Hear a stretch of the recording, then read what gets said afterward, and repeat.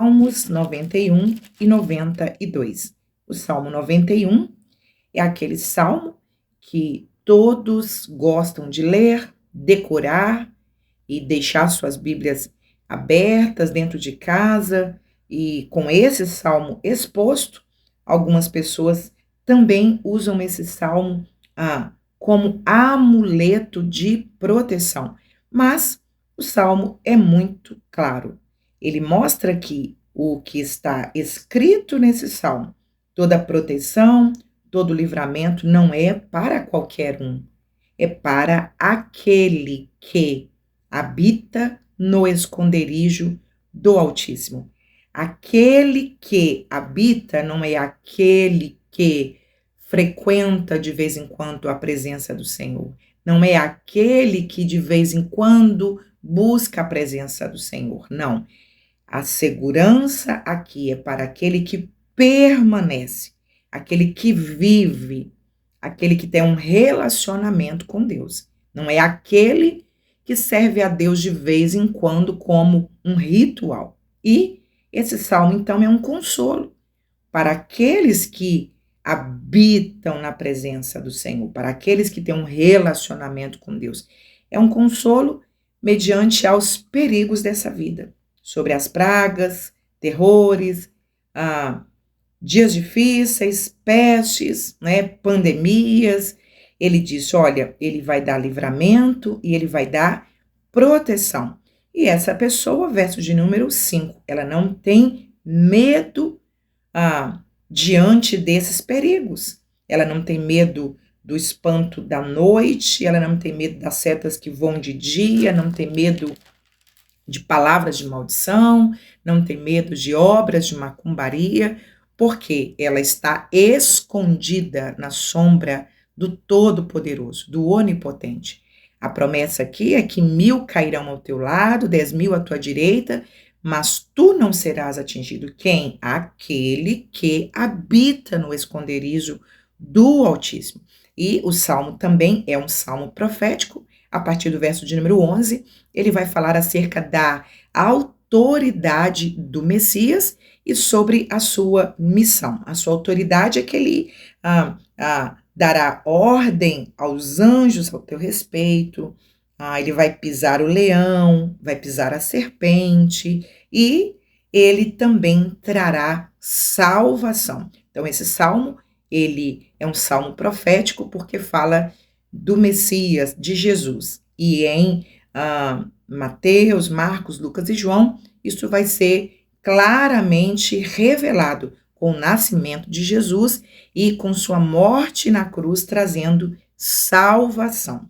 O Salmo 92 é um salmo que foi escrito para louvar durante um culto. Então, ele convida a congregação a agradecer a Deus. Bom é louvar.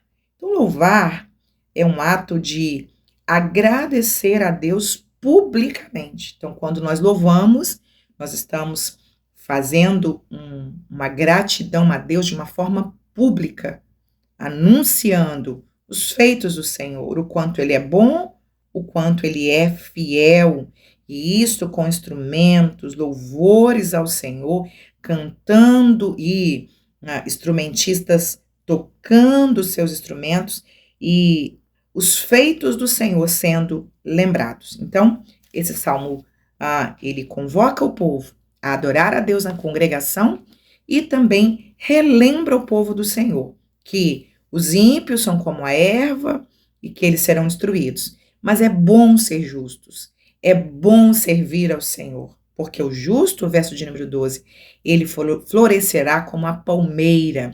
Uma palmeira, ela cresce para cima, visível, mas ela também cresce invisível. Ela cresce para baixo, ela cresce com raiz, mostrando para nós.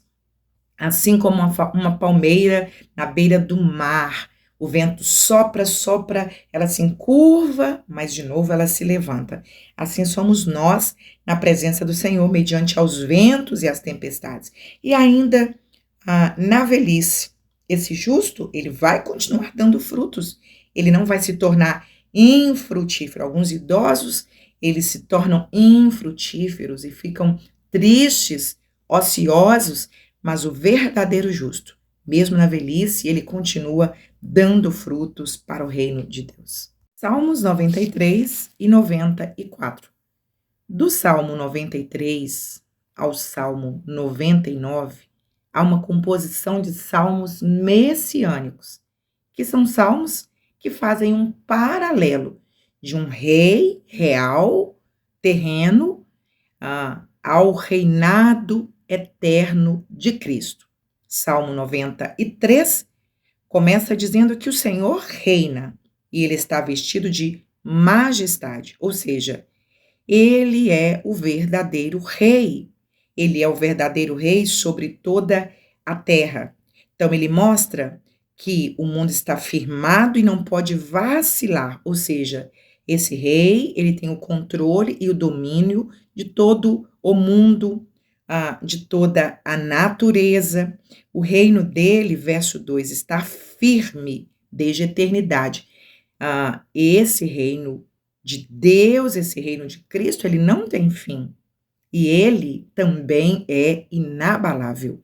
Reinos passam, reinos se levantam, reinos se acabam, mas o reino de Deus permanece inabalável. E o reino de Deus, verso de número 5, tem testemunhos, tem leis, e as suas leis também são imutáveis. Então, não há nada melhor que sermos súditos do reino de Deus. E quando nós dizemos reino de Deus, nós falamos sobre viver debaixo de um governo espiritual de Deus. Permitir que Deus dirija a nossa vida, nossas ações, nossas escolhas, nossas decisões, nossas emoções. Quando nós dizemos, venha a nós o teu reino, nós estamos dizendo, eu aceito viver as diretrizes do reino de Deus e fazer a sua vontade. No Salmo 94, há uma expressão linda aqui sobre a justiça deste rei. Por quê? Os reis terrenos, eles cometem falhas e injustiças. Mas o salmista aqui, ele diz que esse Deus, por ele ser justo, ele vai castigar os ímpios e ele vai proteger o justo. Então, ele mostra aqui que esse rei, tanto no presente quanto no futuro, ele sempre será justo e sempre exercerá a sua justiça. Verso de número 12 diz que bem-aventurado o homem que é corrigido, disciplinado por ele, que vive a sua lei. Por quê? Verso de número 13, no dia mau, esta pessoa, esse justo, será protegido. Então, mostrando aqui que no juízo final, o Senhor vai poupar os justos, assim como ele poupou os justos na destruição de Sodoma e Gomorra, assim como ele protegeu o justo Noé por ocasião do dilúvio, nós também, os santos, os servos, os justos, seremos protegidos pelo Senhor no dia do exercício do seu juízo final. Salmos 95 e 96. O Salmo 95, ele é um convite à adoração a Deus e é um convite a obedecer a Deus. Ele diz, vinde, cantemos, vinde, apresentemo-nos diante do Senhor com louvores e com salmos. Por quê? Porque o Senhor é grande e rei. Ele está acima de todos os reinos. E o salmista convida a congregação, convida a nação de Israel a ser obediente ao Senhor. Verso de número 7, ele é o nosso Deus e nós somos suas ovelhas. O que uma ovelha faz? Ela ouve a voz do pastor. O pastor chama as ovelhas e elas vão atrás da voz daquele pastor. Elas se permitem ser guiadas por ele.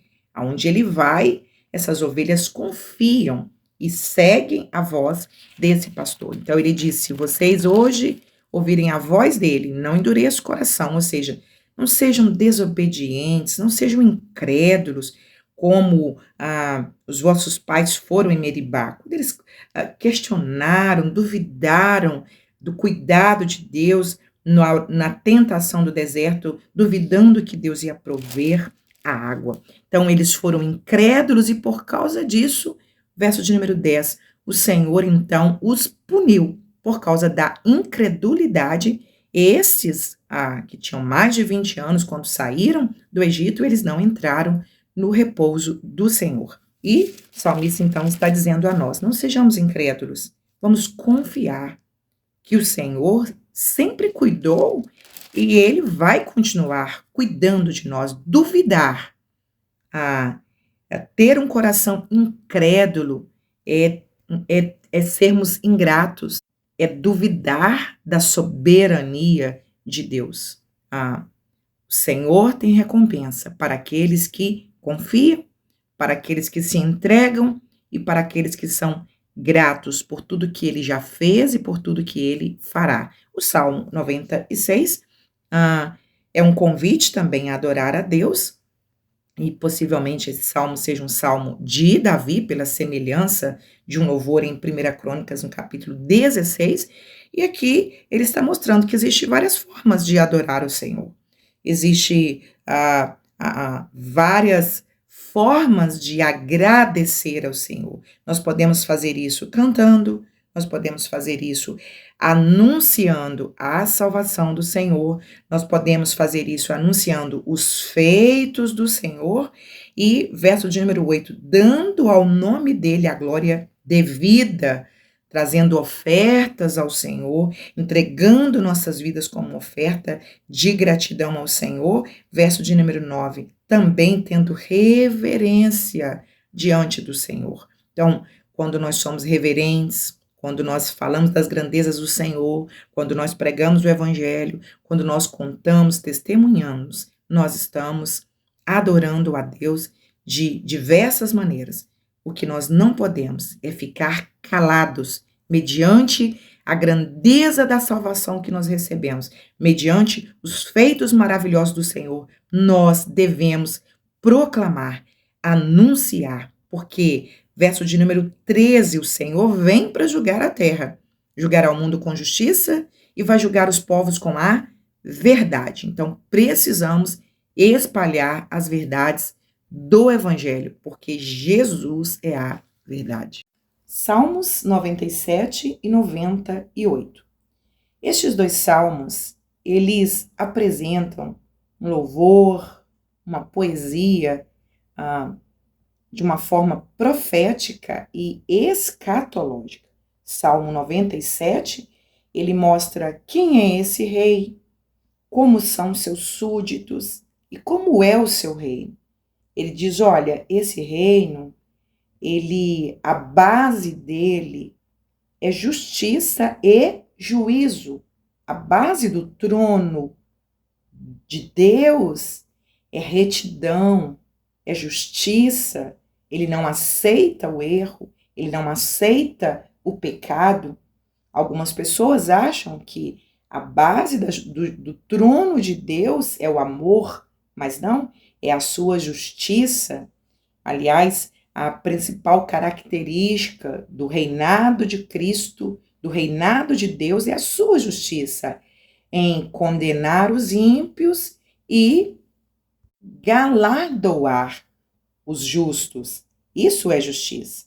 Abençoar, absorver da condenação aqueles que se arrependeram, aqueles que receberam perdão dos seus pecados e aqueles que não se arrependeram, que rejeitaram o Senhor, serão condenados. Isso é justiça deste rei.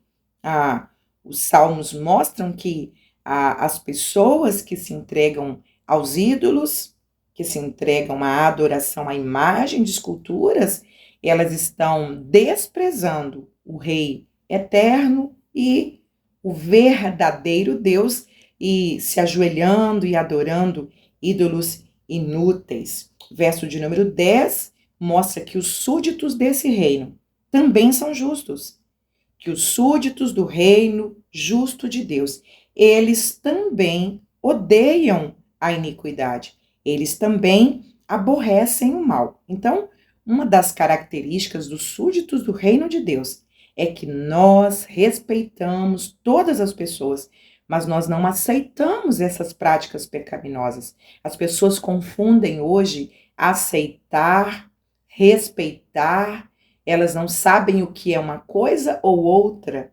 Elas dizem, você precisa me respeitar, mas querem que nós aceitemos as suas práticas com alteração nas leis, nos livros didáticos dos nossos filhos, na cultura, né, na educação de forma geral. Eles querem que nós nos curvemos à sua forma de viver.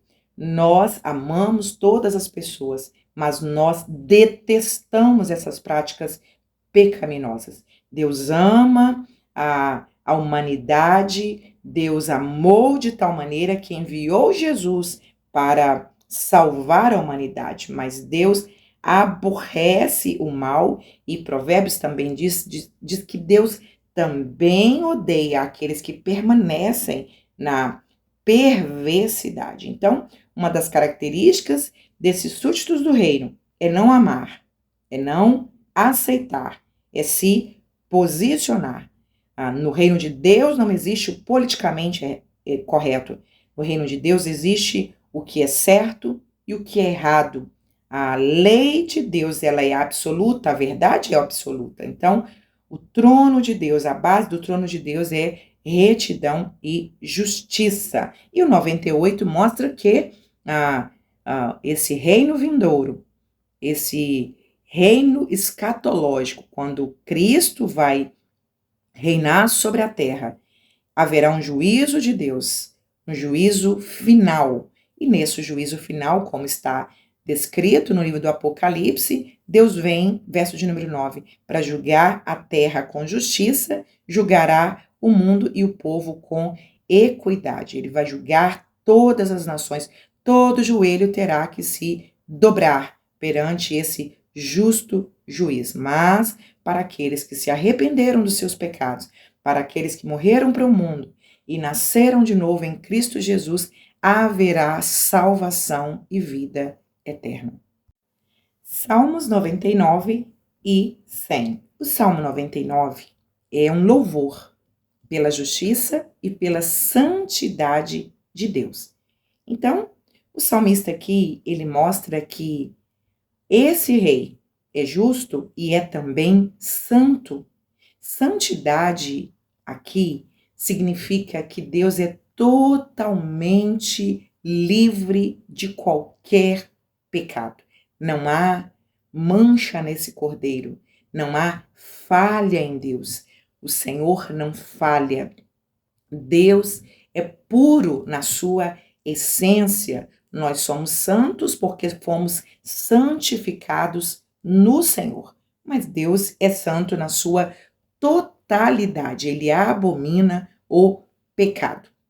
O salmista vai exaltar a santidade de Deus. E algumas pessoas têm dificuldade de entender a santidade de Deus porque se relacionam muito distante de Deus.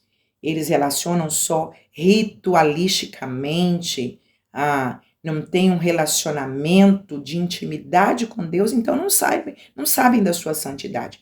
As pessoas não entendem, por exemplo, quando nós pregamos a verdade, quando nós anunciamos a santidade de Deus, eles entendem isso como discurso de ódio, eles entendem isso como opressão. Quando nós falamos, por exemplo, das regras, das leis de Deus no casamento, na sexualidade, né, nos vícios, pessoas que se entregam à bebedice, à imoralidade. E quando nós pregamos isso e anunciamos os preceitos de Deus, as pessoas acham que é exagero. Não, Deus é amor, Deus não vai me condenar por isso. Mas o salmista, ele é muito enfático ao mostrar que o rei é santo, que quem herdará o seu reino, quem herdará os céus também é santo. E ele também mostra que, embora ele seja transcendente, embora ele seja esse Deus santo, totalmente puro, ele se relaciona com teus servos, os pecadores, né? Verso de número 7 diz que ele nunca faltou, ele sempre vinha numa coluna de nuvem, ele perdoou, verso de número 8, os nossos pecados, ele escuta as nossas orações, e por isso o salmista diz, nós devemos adorar esse Deus santo. Salmo 100, ele convida então, vamos adorá-lo, vamos para sua casa, vamos para sua presença, olha, e nós vamos entrar na presença dele com alegria, nós não vamos entrar ali de cabeça baixa, tristes, cumprindo um ritual, não, nós vamos entrar com alegria e com louvor, nós vamos entrar pelas portas dele, verso de número 4, com louvor, com uma atitude.